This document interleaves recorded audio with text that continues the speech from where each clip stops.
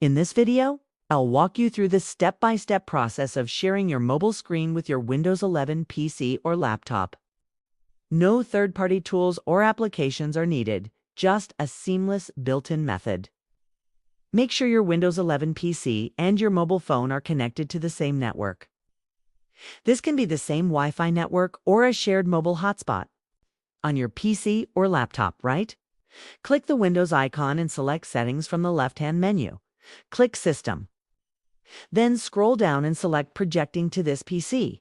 If you encounter an error like a message saying Mirror Cost or Projecting is not supported, don't worry. Ensure your Windows updates and network drivers are up to date.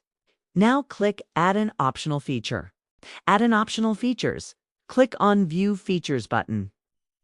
Search for wireless display in the list. Check the box, click Next. Then click Add button. Wait a few minutes for the feature to be installed. It will take some time. Be patient. Once installed, go back to System.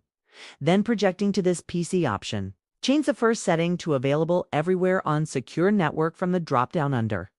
Ask to project to this PC.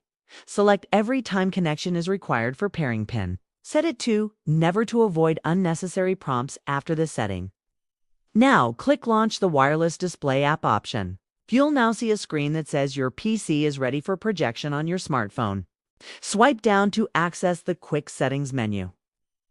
Look for options like Screencast, Mirrorcast, Sharecast, or Wireless Display.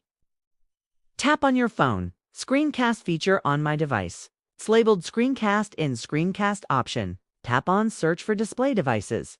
It will search our laptop wireless connection. Here you see it is showing my laptop. Now tap on it. Then Start Now so we can screencast our entire screen in laptop display. You'll notice how smooth the casting is. Now you can enjoy viewing your mobile apps, photos, and more directly on a bigger screen without any third-party software. If it doesn't work the first time, repeat the steps above. This method is highly reliable, and with a little patience, it should work seamlessly for you. If you want to turn off casting, then press Ctrl+S to stop the casting. That's it for today's tutorial. If you found this guide helpful, don't forget to like, subscribe for more Anna content, and leave a comment if you have any questions. I'll see you in the next video. Take care and bye for now. Thank you.